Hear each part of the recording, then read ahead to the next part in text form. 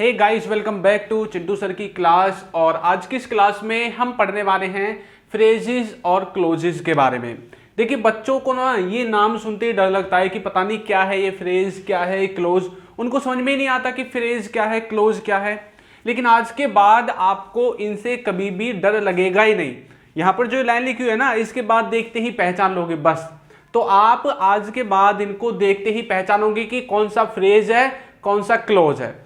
उससे पहले आपको थोड़ा सा बेसिक पता होना चाहिए, ठीक है। आपको थोड़ा सा बेसिक पता होना चाहिए। अब यहां पर देखो, मैंने कुछ सेंटेंसेस लिखे हुए हैं, कुछ यहां पर हिंदी के वाक्य हैं और उनको ही ट्रांसलेट करके इंग्लिश में लिख दिया गया है। अब यदि आप इतना जानते हैं कि इनमें सब्जेक्ट क्या है, ऑब्जेक्ट क्या है, वर्ब क्या है, हेल्पिंग वर्ब क्या है, या फिर प्रेडिकेट किसे कहते हैं, मेन वर्ब किसे कहते हैं, तो बहुत अच्छा है। अगर आप नहीं जानते हैं तो मैं आपको बता देता हूं। सबसे ज्यादा हमें जरूरत किसकी पड़ेगी? जब भी हम फ्रेजेस और क्लोजेस को पढ़ते हैं ना, सबसे ज्यादा आपको जरूरत पड़ती है एक तो आपकी जो वर्ब है उसकी, और एक जो आपकी हेल्पिंग वर्ब है इसकी। यानी कि इन दोनों को हम एक ही में काउंट करेंगे, वर्ब बोलेंगे, क्योंकि दोनों क्या हैं, दोनों वर्ब ही हैं। देखो ये कैसे डिवाइड हुई है। ये जो वर्ब है इसको दो भागों में बांटा गया। एक तरफ लिखी गई मेन वर्ब, ठीक है, एक तरफ लिखी गई हेल्पिंग वर्ब।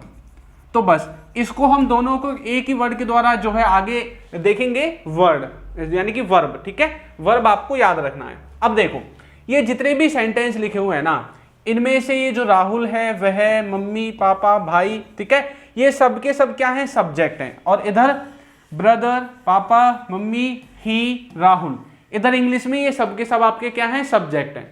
सब्जेक्ट के अंदर कौन कौन से वर्ड हैं? ही, सी, इट, आई, वी, यू, दे, या किसी का नाम, ठीक है। उसके बाद जो भी वर्ड लिखा हुआ है वो आपकी हेल्पिंग वर्ब है। इज और इज, ये आपके क्या है, यहाँ पे हेल्पिंग वर्ब है। अब चलो इनको आगे अच्छे से समझने की कोशिश करते हैं। देखो, सब्जेक्ट के अंदर आपको ये वाली जो वर्ड्स हैं वो दिखाई देंगे। अच्छा, सब्जेक्ट तो आप जानती है ना, काम को करने वाला सब्जेक्ट होता है, ठीक है।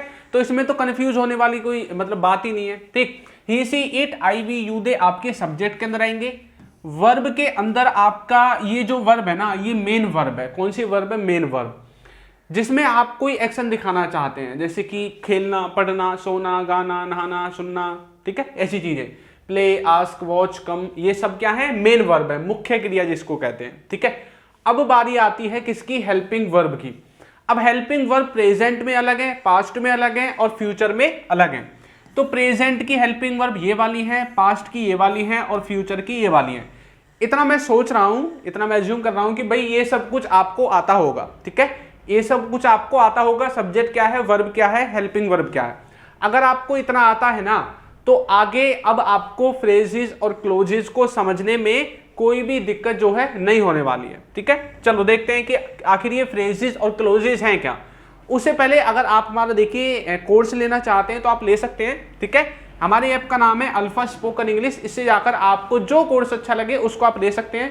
बिल्कुल बेसिक से जो है हमारे सारे कोर्सेज हैं। जो बच्चे बिल्कुल मतलब जीरो से सीखना चाहते हैं उनके लिए है, ठीक है। हिंदी मीडियम वाले जो बच्चे हैं उनके लिए स्पेशल ये जो ऐप है वो बनाया गया है, ठीक है। चलो अब देखते हैं सबसे पहले हम फ्रेजेस को। आखिर ये फ्रेजेस होता क्या है, ये फ्रेज होता क्या है। सबसे पहले आपने एक चीज सीखी होगी, कोई भी सेंटेंस हम लिखते हैं, ठीक है। मान लो मैंने ये सेंटेंस लिखा, ही इज गोइंग, ठीक है, ही इज गोइंग। ये जो सेंटेंस है इसमें तीन वर्ड है, ही, इज और गोइंग, तीन हो गए, ठीक है। तो कोई भी सेंटेंस जो है वो किससे बनता है? ग्रुप ऑफ वर्ड्स से। यानी कि वर्ड्स का एक समूह होता है, उसी को हम सेंटेंस बोल देते हैं, जो कि एक कंप्लीट सेंस देता है, ठीक है। तो यहां पर तीन वर्ड से मिलकर हमने इस वाले सेंटेंस को बना दिया, ठीक है। यानी कि ग्रुप ऑफ वर्ड से एक सेंटेंस बनाए। अब देखो फ्रेजेस की डेफिनेशन क्या है, ये वर्ड्स का एक ग्रुप होता है, ठीक है भाई, अभी हमने सीख लिया है, ठीक है। ये क्या होता है? वर्ड्स का एक ग्रुप होता है। अब दूसरी बात ये क्या बोल रहा है, सब्जेक्ट वर्ब का कॉम्बिनेशन नहीं होना चाहिए। आपका जो फ्रेज है ना उसमें सब्जेक्ट और वर्ब, अब वर्ब कौन सी, कोई सी भी हो, चाहे वो हेल्पिंग वर्ब हो या मेन वर्ब हो, कोई सी भी वर्ब नहीं होनी चाहिए इसमें। तो देखो भैया, सब्जेक्ट तो ठीक है, वर्ब ये रही हेल्पिंग वर्ब, ये रही मेन वर्ब, यानी कि हमें ये दोनों नहीं चाहिए। इसका मतलब क्या है कि ये जो सेंटेंस मैंने लिखा है ये फ्रेज के अंदर काउंट ही नहीं होगा। इसने बोला है कि हमें सब्जेक्ट और वर्ब का कॉम्बिनेशन मिलना ही नहीं चाहिए। देखो सब्जेक्ट हो कोई दिक्कत नहीं है, ठीक है, लेकिन वहां पर वर्ब नहीं होनी चाहिए। अगर कहीं पर वर्ब है तो वहां पर सब्जेक्ट नहीं होना चाहिए, इनका कॉम्बिनेशन नहीं मिलना चाहिए। ठीक है, चलो फिर कैसे वर्ड आएंगे भाई, ऐसे तो हम बोलते हैं, फिर कैसे वर्ड आएंगे अभी मैं आपको बताता हूं किस तरह के वर्ड आपको दिखेंगे। अब देखिए, जब सब्जेक्ट और वर्ब का कॉम्बिनेशन ही नहीं होगा तो वो सेंटेंस पूरा सेंटेंस नहीं कहलाएगा, क्योंकि वो अपना पूरा सेंस ही नहीं दे पाएगा। ठीक है, यानी कि ये अपने आप में कैसा होगा, अधूरा होगा। कैसा मतलब वो एक छोटा सा 2-3 शब्दों का जो हम लिखेंगे, ठीक है, वो कैसा होगा, अधूरा होगा, उसका पूरा सेंस नहीं होगा। ठीक है, देखो जैसे मैंने बोला he is in the class, इसकी हिंदी है वह क्लास में है, यानी कि कक्षा में है। ठीक है, क्लास के अंदर है, कक्षा में है, ऐसा बोल रहे हैं। अब इसने बोला था कि सब्जेक्ट नहीं चाहिए और वर्ब का कॉम्बिनेशन नहीं चाहिए। इसमें ही, इसमें ही आपका सब्जेक्ट है। ठीक है, इसके बाद ये क्या है, इज आपकी हेल्पिंग वर्ब है। इसने बोला इन दोनों का कॉम्बिनेशन नहीं होना चाहिए, चलो मैंने इनको हटा दिया यहां से। अब इसमें बचा है in the class. In the class का मतलब क्या है, यहां से ये वह तो हट ही गया। ठीक है, ये कॉम्बिनेशन जो था, अब ये है किसकी वजह से हट गया, इस हेल्पिंग वर्ब की वजह से। क्या बता, कक्षा में, इन द क्लास, कक्षा में। अब आप किसी के सामने जाओगे, आप बोलोगे इन द क्लास, क्या कोई सेंस है इसका, वो बोलेगा क्या भी इन द क्लास, पूरा बोलना है ना। मतलब ये क्या है, सेंस अधूरा है। ऊपर से देखो ये ग्रुप ऑफ वर्ड्स है, इसमें 3 वर्ड से मिलके हमने इस फ्रेज को बनाया है, इसको हम फ्रेज बोलेंगे। इसमें ना तो आपका सब्जेक्ट और वर्ब का कॉम्बिनेशन है, ठीक है, तो इसी को क्या बोलेंगे, फ्रेज बोलते हैं। बस यही होता है फ्रेज। ठीक है, in the class, they are on the roof. ठीक है, अब दे क्या है, सब्जेक्ट है, ये भी नहीं चाहिए। हेल्पिंग वर्ब ये रही आर, ये भी नहीं चाहिए। बचा क्या, ऑन द रूफ, ये क्या है आपका फ्रेज है। यानी कि इनका अपना कुछ मीनिंग तो है, ऑन द रूफ, छत पर। ठीक है, इनका अपना मीनिंग तो है, लेकिन अपना मीनिंग होने के बावजूद ये क्या है, कंप्लीट सेंस नहीं देते हैं। ठीक है, छोटा मोटा अपना मीनिंग है इनका, अधूरा है लेकिन वो। ठीक है, अब देखो that may be on the table, ये नहीं चाहिए हमें, सब्जेक्ट वर्ब का कॉम्बिनेशन नहीं चाहिए। ठीक है, ऑन द, आप बोलोगे सर ये तो मे है, ये तो मॉडल वर्ब है। भैया मॉडल वर्ब भी हेल्पिंग वर्ब की कैटेगरी में ही आते हैं। अगर आप नहीं जानते हैं तो मैं आपको बताता हूं, वर्ब जो है 2 भागों में बांटा गई, मेन वर्ब और हेल्पिंग वर्ब। हेल्पिंग वर्ब मैंने पूरा बोला था। हेल्पिंग वर्ब 2 तरह की होती है, प्राइमरी ऑक्सिलरी वर्ब और एक तरफ आपकी आती है मॉडल वर्ब। ठीक है, तो मॉडल वर्ब भी हेल्पिंग वर्ब के अंदर ही आती है। ठीक है, तो इस भ्रम में मत रहना, मॉडल वर्ब अलग है, हेल्पिंग वर्ब अलग है। ठीक, चलो यहां पर इन the class, on the roof, on the table, कक्षा में, छत पर, मेज पर, ये सब से सब क्या है, ग्रुप ऑफ वर्ड्स हैं। देखो सब में 3-3, 4-4 वर्ड्स आए हुए हैं ना, तो इनको ही हम क्या बोलेंगे, फ्रेज। फ्रेज कुछ भी नहीं है। आप ये जो सेंटेंस बोलते हैं ना, किसी की अवस्था बताते हैं कि वो कहां पर है, भाई वो छत पर है, घर में है, स्कूल में है, तो उस सब्जेक्ट को हटा दो जिस सब्जेक्ट के बारे में आप बोलना चाहते हैं, बस, और उस जो वर्ब है उसको हटा दो। ठीक है, बाकी आपका जो सेंटेंस है वो बन के रेडी हो जाएगा। किस में, आपका सेंटेंस बन जाएगा फ्रेज। ठीक है, आ गया। तो फ्रेज इसके अलावा कुछ भी नहीं है, ये कोई हुआ नहीं है कि भाई समझ में नहीं आएगा। ठीक है, तो ये बातें आपको जो है याद रखनी है। फ्रेज क्या है, अच्छा अभी हमने देखा था, हमने बड़े बड़े सेंटेंस लिखे थे, है ना, तो ये क्या है, एक सेंटेंस का ही पार्ट है ना, ये क्या है, इस सेंटेंस का ही पार्ट तो है ये। ठीक है, इधर ये सब्जेक्ट हमने हेल्पिंग वर्ब बता दी, यहां पर ये जो है क्या लगा हुआ है, फ्रेज लगा हुआ है, तो पूरे सेंटेंस का ही ये पार्ट होता है, ये नहीं है कोई अलग से यहां पर कोई निकल के आएगा। ठीक है, तो यहां पर क्या भाग लिखा हुआ है, सबसे पहले फ्रेज सेंटेंस का ही एक पार्ट है। ठीक है, समझ में आ गया। फ्रेज पार्ट ऑफ स्पीच, यानी स्पीच वाक्य का एक हिस्सा है। ये ऊपरली वाली लाइन है जो इसी के बारे में बता रहा है कि भाई ये वाक्य का एक हिस्सा है, स्पीच का एक पार्ट है। ये पार्ट ऑफ स्पीच, ये मैं समझ लेना, वो नाउन प्रोनाउन वाली। ठीक है, इसका मतलब है पूरी जो स्पीच है, पूरा जो सेंटेंस है, स्पीच का मतलब है सेंटेंस या भाषण, उसका एक छोटा सा हिस्सा है। ठीक है, फ्रेज और क्लोज मिलकर सेंटेंस को पूरा करते हैं। ठीक है, आप कोई भी सेंटेंस बनाओगे ना, उसमें आपको फ्रेजेस और क्लोजेस मिलेंगे, क्योंकि जो सेंटेंस बनता है उसमें क्या लिखा होता है, सेंटेंस को ग्रुप ऑफ वर्ड्स के द्वारा बनाया जाता है, क्लोजेस और फ्रेजेस के कॉम्बिनेशन से बनाया जाता है। ठीक है, तब आपका सेंटेंस जो है आपका कंप्लीट सेंस दे पाता है। तो यहां पर सब्जेक्ट और वर्ब का कॉम्बिनेशन नहीं होना चाहिए। ठीक है, आगे देखो, ये सेंस तो देता है पर संपूर्ण सेंस नहीं देता, कंप्लीट सेंस आपका नहीं देता है। अब ये जो फ्रेजेस है ना, इनको भी भैया अलग अलग भाग, मतलब वैसे अलग अलग भागों में डिवाइड किया गया, इनके भी पार्ट्स होते हैं। ठीक है, तो it is used as a single part of speech. अभी तो देखो ये वाक्य में एक सिंगल पार्ट की तरह काम कर रहा है, अभी ये इसके और भी पार्ट्स होते हैं, उनको मैं आगे बताऊंगा। ठीक है, आगे देखो इसके examples, he was running on the road. ठीक है, वो रोड पर दौड़ रहा था। ठीक है, he is dancing on the floor. ठीक है, तो वो डांस कहां पर कर रहा था, फ्लोर पर। तो सब्जेक्ट वर्ब का कॉम्बिनेशन नहीं चाहिए, हेल्पिंग वर्ब भी नहीं चाहिए, वर्ब की फॉर्म भी नहीं चाहिए, ठीक है। बचा क्या, ऑन द फ्लोर और ऑन द रोड। ये जो है ये क्या है, ये आपके यहाँ पर फ्रेज की तरह काम कर रहे हैं। किसकी तरह, फ्रेज की तरह। आया समझ में, यहां तक किसी को कोई दिक्कत मेरे हिसाब से तो नहीं होनी चाहिए, ठीक है। अब देखो यहां पर जो हमने फ्रेज देखे थे ना, इनके पार्ट्स भी होते हैं, नाउन फ्रेज, वर्ब फ्रेज, ठीक है। इसी तरह से आपका adjective, adverb, preposition, infinitive, conjunction, interjection, इनके बहुत सारे फ्रेजेस भी होते हैं, ठीक। तो इतना डीप में आपको जाने की जरूरत नहीं है अगर आप स्पोकन इंग्लिश के लिए सीख रहे हैं। अगर आपको कंपटीशन एग्जाम के लिए इंग्लिश पढ़नी है, ठीक है, तो उसके लिए हमारा दूसरा चैनल है अल्फा स्पोकन इंग्लिश करके, उसमें आपको ये चीजें डिटेल में मिलेंगी, ठीक है। चलो, क्योंकि ये स्पोकन इंग्लिश के लिए चैनल है तो यहां पर हम ज्यादा डिटेल में जो है चीजों को नहीं पढ़ते हैं, क्योंकि फिर हम कंफ्यूज हो जाएंगे, क्योंकि हमें तो सिर्फ बोलने के लिए सीखनी है, समझने के लिए सीखनी है, किसी एग्जाम में पास करने के लिए नहीं सीखनी, ठीक है। अब बारी आती है क्लोजेज की। अच्छा, फ्रेजेज ने क्या बोला, फ्रेजेज ने बोला भाई मुझे तो सब्जेक्ट और वर्ब चाहिए ही नहीं, ये बोल दिया उसने, चलो निकल गया। क्लोज आया उसके पास, उसने बोला बस तुझे नहीं चाहिए ना, मुझे दे दे, ठीक है, मुझे इनकी जरूरत है।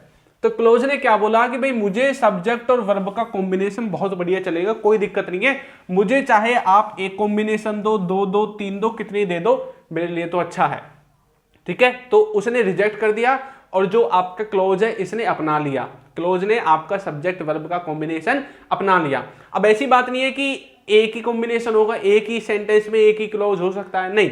सेंटेंस में आपका इसने बोला भाई मुझे एक दे दो, एक भी चलेगा, दो दे दो, दो भी चलेंगे, कितने ही दे दो, सब चलेंगे, ठीक है।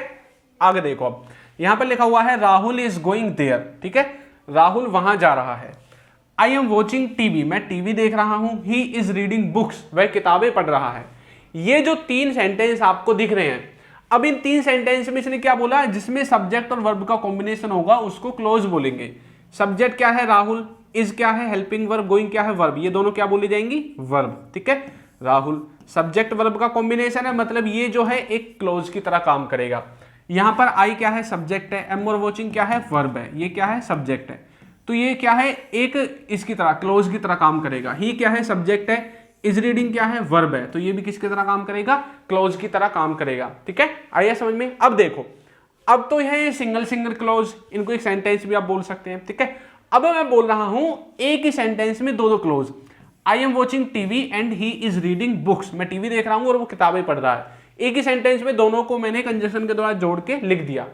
अब इसमें देखो वही वाली चीज है, आई एम और वॉचिंग, ये क्या है, ये वर्ब का फॉर्म है, ठीक है, और ये क्या है, ये सब्जेक्ट है। एक क्लोज ये हो गया एंड तक, एंड के बाद एक ही हो गया, क्योंकि जब तक फुल स्टॉप नहीं लगेगा सेंटेंस आपका कंप्लीट नहीं होता है, तो फुल स्टॉप लगती है सेंटेंस खत्म, वहां जाके आपका सेंटेंस खत्म हुआ है। तो ये जो एक सेंटेंस है इसमें एक क्लोज ये है, एक क्लोज ये है, यानी कि इसमें आपके दो क्लोज पाए गए हैं, ठीक है। ही वेंट देयर, वह वहां गया, सब्जेक्ट ये है, वर्ब की फॉर्म ये है, ठीक है। बिकॉज, क्योंकि, सी हैड इन्वाइटेड हिम, क्योंकि उसने उसको इन्वाइट किया था। सब्जेक्ट, हेल्पिंग वर्ब और ये वर्ब की फॉर्म आपकी होगी, तो इसमें भी आपके दो क्लोज देखने को मिलेंगे। तो क्लोज कुछ भी नहीं है, अगर किसी में सब्जेक्ट और वर्ब का कॉम्बिनेशन है उसी को क्लोज बोल देंगे, और जिसमें इसका कॉम्बिनेशन नहीं है उसको हम फ्रेज बोल देंगे, ठीक है। उसका कुछ थोड़ा बहुत मीनिंग निकलना चाहिए, बस यही है फ्रेजेस और क्लोजेस की कहानी। अच्छा देखो, अभी तक आपने यदि हमें टेलीग्राम पर ज्वाइन नहीं किया है तो इंग्लिश विद चिंटू के नाम से आप हमसे टेलीग्राम पे कांटेक्ट कर सकते हैं, ठीक है। आपको क्या मिलेगा, यहाँ पे हमारी जितनी भी क्लासेस की पीडीएफ हैं वो सारी चीजें आपको यहीं पर मिलेंगी, ठीक है। बाकी आप हमें फेसबुक और इंस्टाग्राम पर भी फॉलो कर सकते हैं। आ गया समझ में, चलो समझ में आ गया है तो आगे देखो। अब ये जो क्लोजेज है ना, इनके भी टाइप्स होते हैं। क्या क्या होते हैं इनके टाइप्स, एक होता है डिपेंडेंट और एक होता है इंडिपेंडेंट क्लोज। डिपेंडेंट का मतलब होता है जो किसी पे डिपेंड करता है, इंडिपेंडेंट का मतलब क्या होता है, जो किसी पे डिपेंड नहीं करता, वो खुद ही अपने आप करता है जो कुछ है, इंडिपेंडेंट है वो, ठीक है। देखो अब इसकी तरह इनको और भी भागों में बांटा गया है, noun close, adjective close, adverb close. तो मैंने आपको बोला था आपको ज्यादा अंदर जाने की जरूरत नहीं है। अगर आपको टीचर बनना है, ठीक है, आपको पढ़ाना है, एग्जाम पास करना है, तो आप इनके बारे में ज्यादा जानो, वरना स्पोकन इंग्लिश के लिए जितना मैंने बताया है उतना सफिशिएंट है, ठीक है। ज्यादा आपको हाथ पैर मारने की जरूरत नहीं है, ठीक है। चलो अब देखो, आपको एक बात और मैं बता देता हूं। मैंने शुरू में आपको एक प्रेडिकेट के बारे में बोला था कि भाई हेल्पिंग वर्ब, सब्जेक्ट, ऑब्जेक्ट ये आपको आना चाहिए, प्रेडिकेट भी आना चाहिए। तो प्रेडिकेट के बारे में बच्चे कंफ्यूज होते हैं कि प्रेडिकेट क्या है।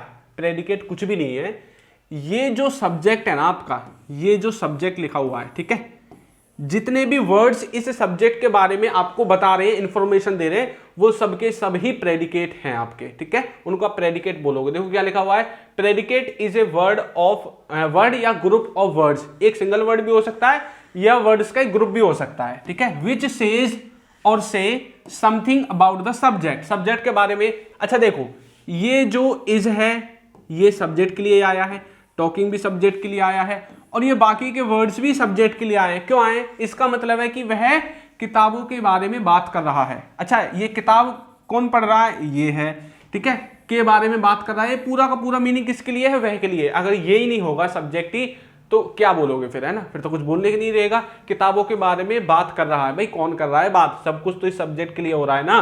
तो इसी तरह Rahul is reading books, Rahul किताबें पढ़ रहा है। जरा राहुल को गायब करना, सेंटेंस का कुछ मीनिंग ही नहीं है ना। तो मतलब ये सारी बातें किसके लिए हो रही हैं? राहुल के लिए हो रही है, ठीक है। ये जितने वर्ड हैं ये किसकी हेल्प कर रहे हैं? राहुल की, या फिर सब्जेक्ट जो हमारे यहाँ पे है उसकी हेल्प कर रहे हैं सेंटेंस में एक्सप्लेन करने के लिए, ठीक है, कि आखिर ये व्यक्ति कर क्या रहा है। समझ में आ गया?